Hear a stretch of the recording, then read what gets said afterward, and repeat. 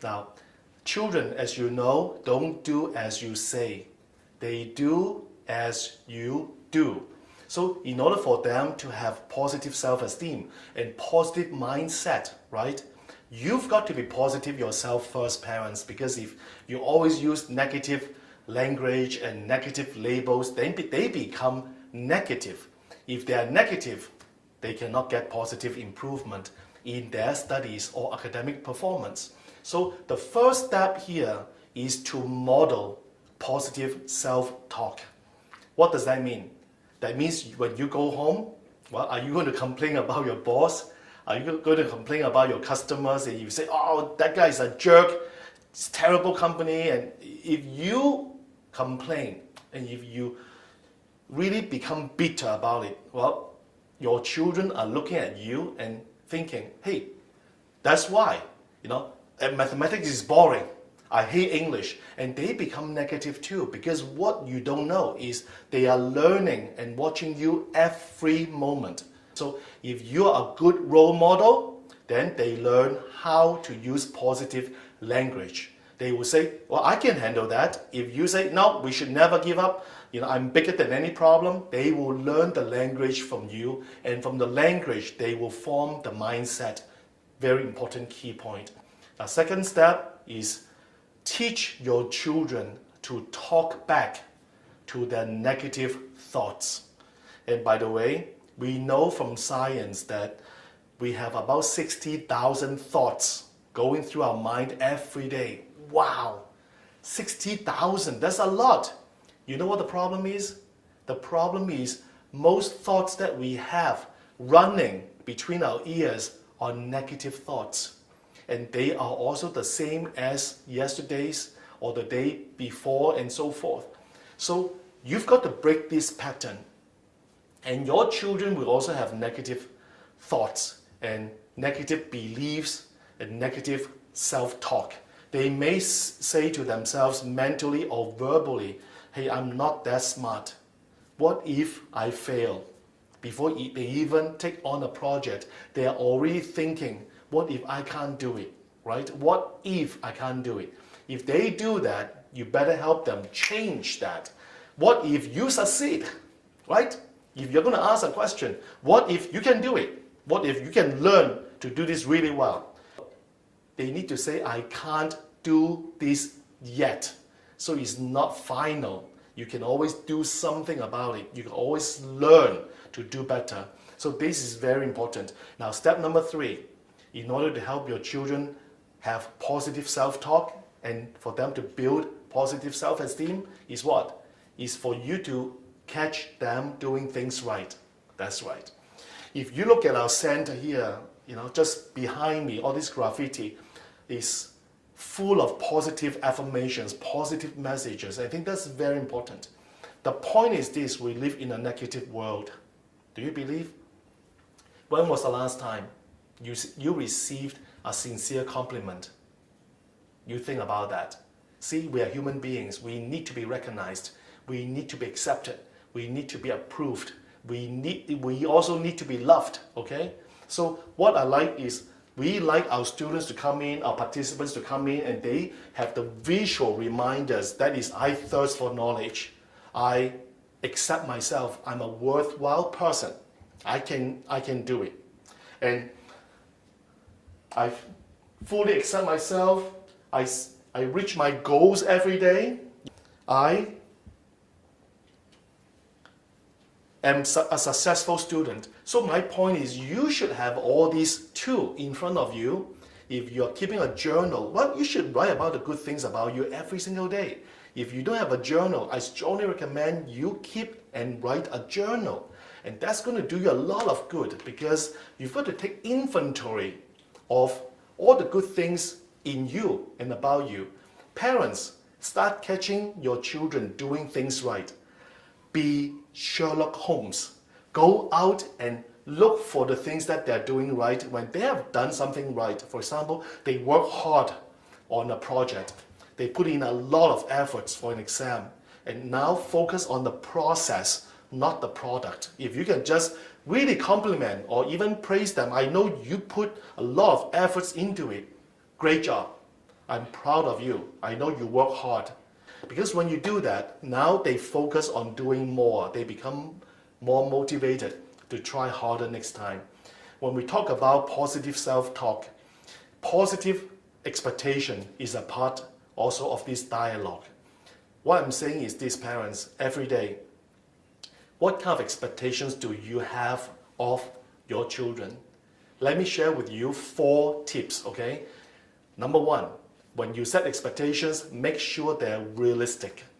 What does that mean? Make sure the expectations that you set are based on their abilities. If you're too overly ambitious and you set a really high goal for them, you know what?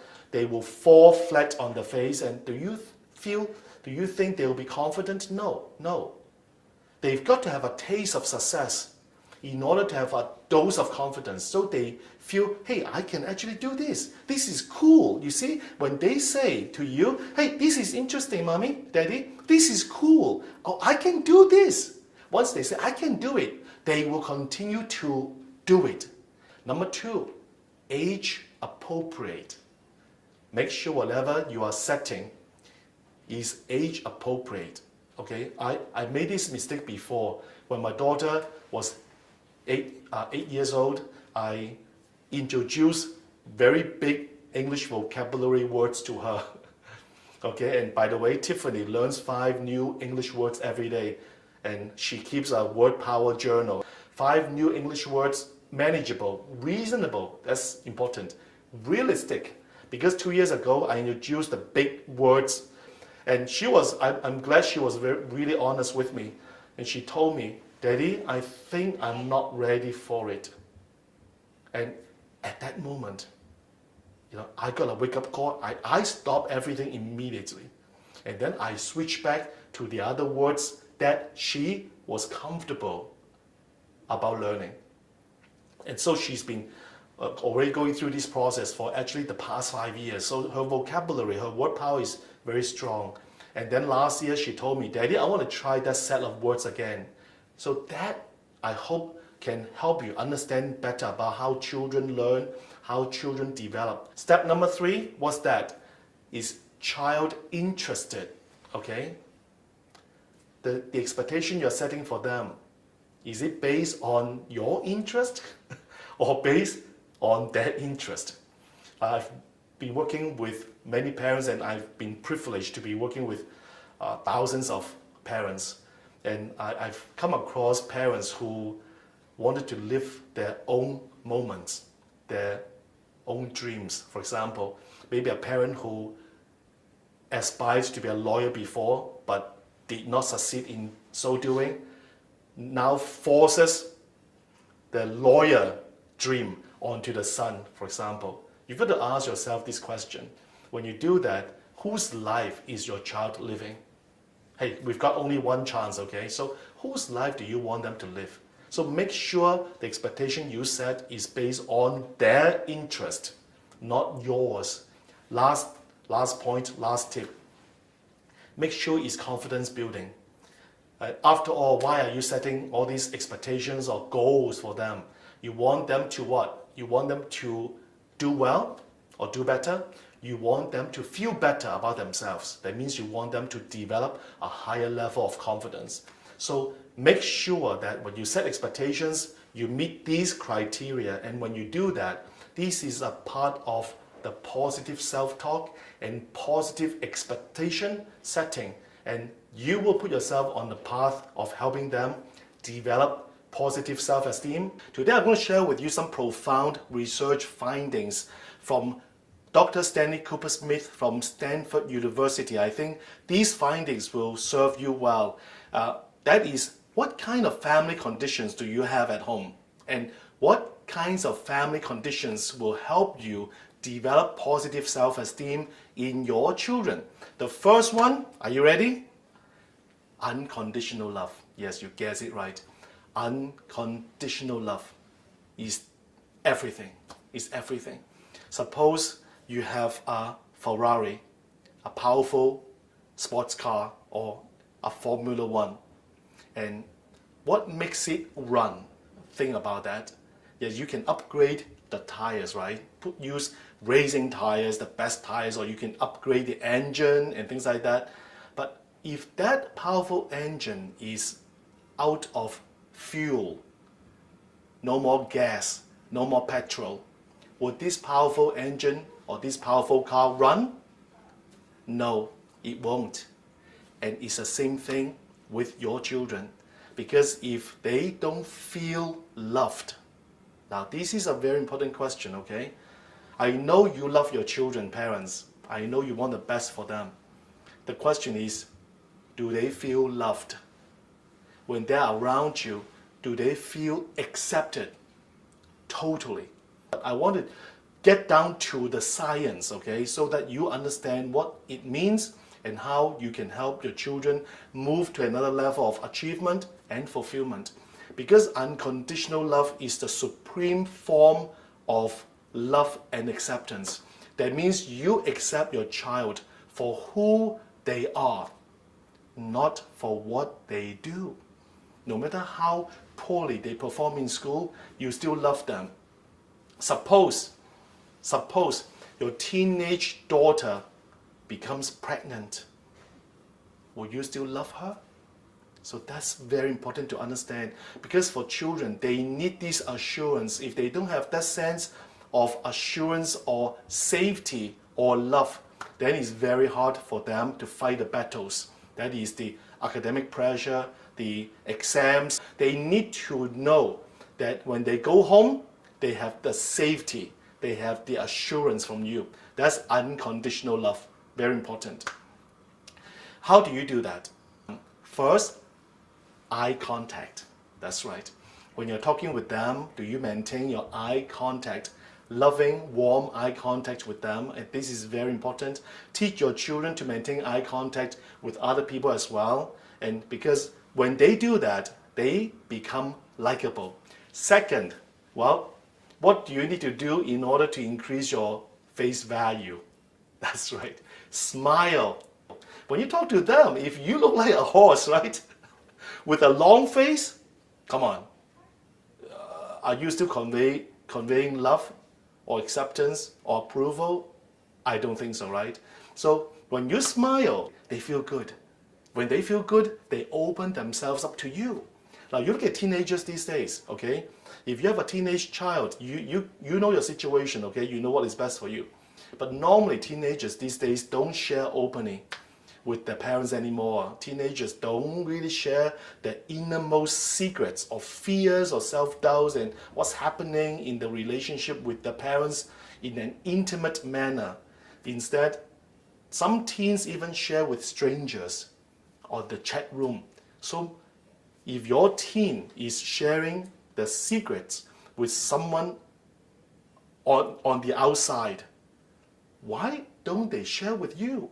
Why do you think your teen is hiding in his room or her room? Doing what? Talking to whom?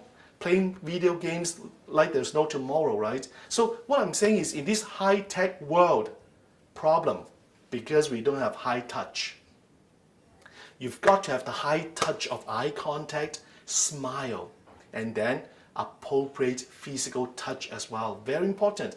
A lot of parents think, oh, my teen is so big already, so tall.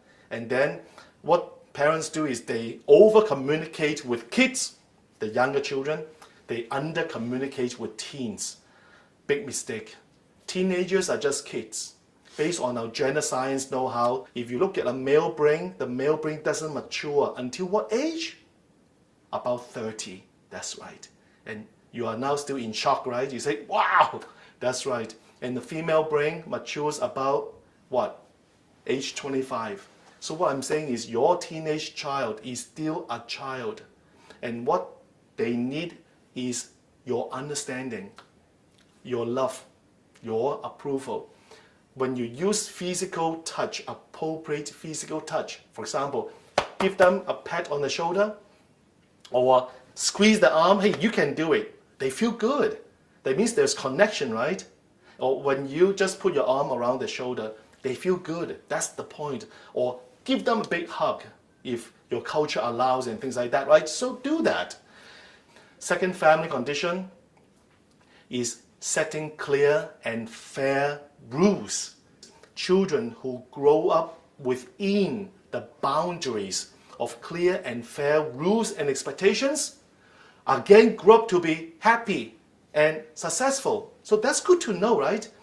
These days, when you look at your children, you've got to ask yourself, are there any boundaries, fair and clear? That means clear, what both of you have sat down and discussed, right? So mutually understood. Fair means what? Mutually agreed upon, okay? Give you a very important example. In this high-tech world, a lot of children are addicted to computer games, video games. And the question is, within your family, have you set clear and fair rules as to how much time they can play, okay, on the computer? And here at Minage, we encourage parents to allow the children to play only on the weekend, okay? So during the week, I like for our students and for your children as well to focus on the learning, to focus on the studies, so they don't mentally get distracted. They don't get distracted mentally. Lastly, that is to show your children respect. How do you do that? The best way is to listen to them without interruptions. That's right. And we know from research that when you listen to another person with full attention, with total presence, actually the other person would have an increase in the self-esteem. I think being in the present is very important. That is, when you're with them, ignore everything else happening in the surrounding or even in the world. Talk with them and stop everything you're doing and just pay attention to what they have to share with you. And they feel good because they know their views and opinions are valued by you. Well, what does that mean? They start developing positive self-esteem in themselves. When you do all these things, you will start getting very good results in terms of building self-esteem in your children first.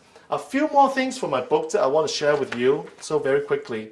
Some of the things that you can just say to your children, that is, you are on the right track, keep trying, keep going.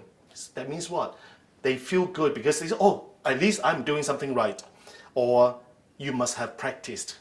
Then they know, hey, Daddy, thank you. Mommy, thank you. You notice my hard work. You notice my efforts. Or what a fantastic idea you have. You got it. Well, keep trying. Hang in there. Don't give up. I'm proud of you. I'm proud of you. You will be a big success.